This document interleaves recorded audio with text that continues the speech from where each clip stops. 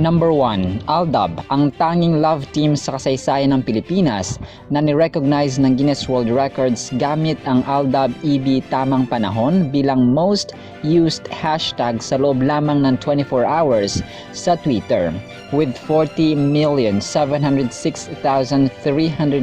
tweets or uses noong October 24 to 25, 2015. With Alden Richards at Maine Mendoza sa tambalang ito, si Alden ay isinilang noong January 2, 1992 at may tunay na pangalang Richard Reyes Fulkerson Jr. na ngayon ay tinaguriang Asia's Multimedia Star pagkatapos makatanggap ng parangal na Asian Star Prize Awards sa 14th Seoul International Drama Awards of 2019 sa acting category. Siya ay pangalawang anak ni na Richard Peralta Fulkerson Sr. na taga-Ermita at ng yumaong si Ginang Rosario Reyes na taga Pampanga. Ang lolo ni Alden ay isang Amerikano na hindi na niya nakilala pa. Gusto sana niyang maging chef noon pero mas in-encourage siya ng mama niya na maging artista.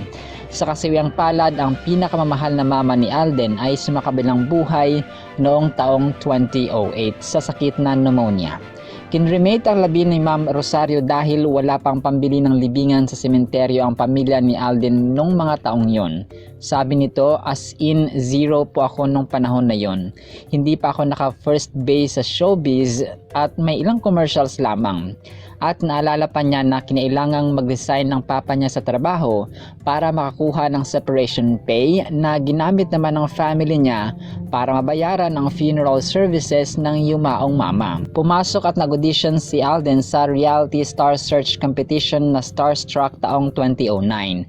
Ngunit nagkaroon lamang siya ng big break after 2 years nung mag-audition siya sa leading man role at nakuha sa cast ng Alakdana bilang si Joma Perez with Luis de los Reyes. Habang ang ka-love team nito noon na si Maine Mendoza na may tunay na pangalang Nico Menday Capili Mendoza ay isnilang noong March 3, 1995. Si Maine o Yaya Dub ay sumikat sa ginagawa nitong dub smash sa longest running show na Eat Bulaga sa segment na Kalye Serye. Isinilang siya sa Santa Maria, Bulacan ni na Mr. and Mrs. Mary Ann and Teodoro Mendoza. Ang mama niya ay isang accountant at nagmamayari ng gasoline station sa Bulacan. Habang ang papa naman niya na si Teodoro ay isang engineer na nag-venture sa road construction business. Noong early part ng 2015 ay nag-post si Yaya Dub ng Dub Smash compilation niya sa Facebook at nag-viral ito with million views sa isang gabi lamang. Kung kaya, simula noon ay tinagurian na siyang Queen of Dub Smash. Maliban pa sa regular noontime show na Eat Bulaga noon, nagkasama ang Aldab Love Team sa ilang movies gaya ng My Baby Love, #Kilig Pamor taong 2015, kasama sina Vic Soto at Ay de las Alas. Destined to be Yours taong 2017 kasama ang veteran actress na si Miss Boots Anson-Roa, Gardo Versosa. Imagine You and Me taong 2016, Enteng Kabisote 10 and the Abangers taong 2016 with Vic Soto and Pauline Luna. Meant to Be taong 2017 nina Bossing Vic Soto at Don Zulueta Lagdameo. Love Is taong 2017 with Rodjon Cruz, Noni Buencamino at Charmaine Buencamino. Nagtapos ang Aldab Nation Love Team nung kinonfirm ni Yaya Dub Maine noong gabi ng kanyang 24th birthday na sila ay nagde-date ni Congressman actor Arjo Atayde, which eventually ay ikinasal noong July 28, 2023. Number 2, Kathniel with Daniel Padilla at Catherine Bernardo. Si Daniel Padilla or Daniel John Ford Padilla ay isnilang noong April 26, 1995 sa Maynila. Siya ay anak ni na Romel Padilla at actress-singer na si Miss Carla Ford or Carla Estrada. Si DJ ay may lahing white American sa kanyang mother's side at napalaking mag-isa ng kanyang loving mama. Siya ay pamangkin ni na actor Senator Robin Padilla at actor na si Bibi Gandang Hari. Una siyang nagkaroon ng minor role sa 2010 remake ng teen-oriented show na Gimmick at naging ka-love team niya si Miss Julia Montes. Noong mag-join siya sa Star Magic ay pinares sila ni Catherine sa youth-oriented show na Growing Up taong 2011 at ito ang naging una nilang tambalan bilang screen love team. Afterwards, nang mapili silang dalawa sa Star Magic's 20th Anniversary Ensemble Cast movie na 24/7 in Love taong 2012 with Bea Alonzo at John Lloyd Cruz. Habang si Catherine Chandria Manuel Bernardo ay isnilang noong March 26, 1996 sa Cabanatuan. Siya ay bunso ni Luz Viminda at Chodor Bernardo. Nagsimula siya sa kanyang acting career bilang batang Bea Alonzo na si Cielo sa series na It Might Be You taong 2003 starring John Lloyd Cruz at Bea Alonzo. Gumanap din siyang batang Marian Rivera na si Jenny sa Philippine adaptation na Endless Love taong 2010 with primetime king Dingdong Dantes at Marian Rivera.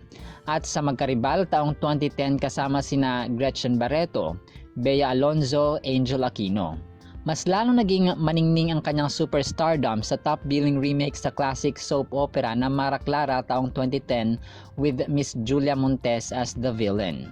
Ang chemistry ng Kathniel ay mas tinangkilik at pumatok sa masa nung maging part sila ng mga TV shows na Princess and I taong 2012 hanggang 2013 with Albert Martinez, Khalil Ramos, and Ricky Hill. Got to Believe taong 2013 hanggang 2014 kasama sina Manilyn Reynes, Ian Veneracion, Carmina Villaruel. Pangako Sa'yo taong 2015 hanggang 2016 with Sue Ramirez, Jody Santamaria, Andrea Brillantes, Angelica Panganiban. Lalo na Sangre taong 2017 hanggang 2018 with Angel Locsin, Richard Gutierrez, John Lloyd Cruz. And Too Good to Be True taong 2022 with Gloria Diaz.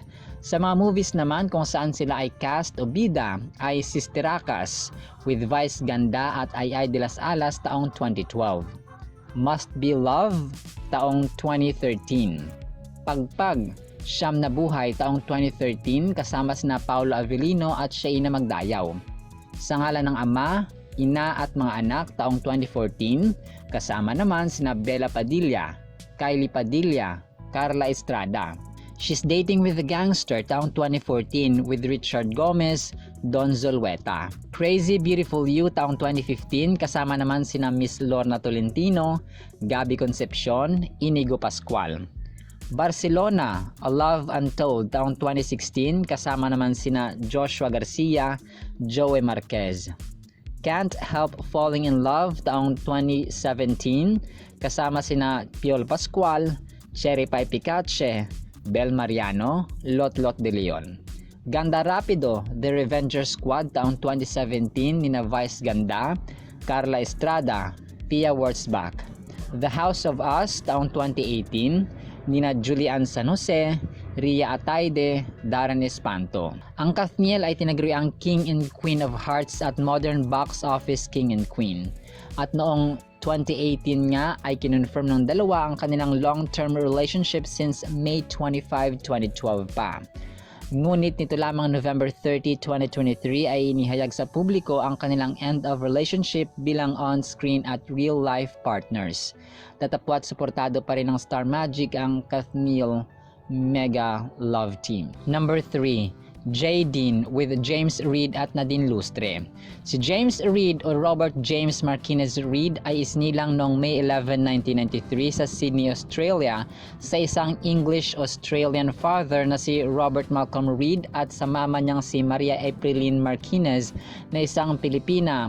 Ngunit naghiwalay ang kanyang mga magulang when he was 2 years old at nanirahan si James sa Australia until he was 15. Dahil sa financial issues ay nag-migrate siya sa Pilipinas. Nagsimula ang kanyang big break sa showbiz nang tanghalin siyang ultimate winner ng Pinoy Big Brother Teen Clash 2010 sa edad na 17. Simula noon ay naging part siya ng maraming TV shows. Naging bahagi siya ng occasional host and performer sa ASAP from 2010 to 2012, 2014 to 2020. Nakasama din siya sa Good Vibes na isang Philippine teen dance musical drama anthology series simula April 3 hanggang August 28, 2011. Siya bilang si Spencer Ziff na na-fall in love kay Devon Ceron na si Maribeth Tamayo. Pintada taong 2012 kasama ang award-winning actress na si Dolly De Leon, Denise Laurel, Martin Del Rosario. Naging judge din siya sa Idol Philippines taong 2019 kasama sina Vice Ganda, Moira De La Torre at Regine Velasquez. Habang si Nadine naman o Nadine Alexis Pagia Lustre ay isnilang noong October 31, 1993 sa Quezon City. Siya ang panganay sa apat na anak nina Miracle Pagia Lustre at Ulysses Lustre na isang mechanical engineer. Nag-aral si Nadine sa Diliman Preparatory School at kumuha ng Communication Arts major in Films sa Colegio de San Lorenzo sa Congressional Avenue sa Quezon City. Alam niyo ba na sa batang edad ay nag-appear na siya sa mga TV shows? Sa edad na 8 ay napanood siya sa palabas na Storyland sa Radio Philippine Network o RPN. Disney Channel on assignment taong 2005 kung saan naghanap noon ang Disneyland Hong Kong ng mga batang pwedeng maging correspondents at mag-cover ng promotion ng kanilang bagong park. At si Nadine ay isa lamang sa mapalad na napili out of hundreds sa buong Asia na nag-audition at siya lamang ang nakuha na nagmula sa Pilipinas. Naging performer din siya sa Sunday variety show ng GMA noon na SOP simula 2009 hanggang 2010 at sa Party Pilipinas simula 2010 hanggang 2011. Naging host ng noontime variety show na It's Showtime taong 2017 hanggang 2018. Naging tanyag ang Jadine Love Team sa una nilang tambalan sa big screen na Diary ng Pangit taong 2014. Ilan pa sa mga pelikula nila ay ang Talk Back and You're Dead taong 2014 with Joseph Marco and Yasi Pressman. Para sa Hopeless Romantic taong 2015 with Julia Barreto at Inigo Pascual. This Time taong 2016 with Donalyn Bartolome, Isa Pressman, Nova Villa, and Never Not Love You taong 2018 kasama si Gab Lagman, Yayo Aguila, Rez Cortez. Mga television series na On the Wings of Love taong 2015 to 2016 kasama sina Joel De La Torre, Isabel Ortega, Cal Echari. Till I Met You taong 2016 with JC Santos, Carmina Villaruel, Pokwang, and so on. Ang Jadine ay confirmed na hiwalay na noong January 2020 and they agreed to go on separate ways for the best of them, which they were in good terms and still friends.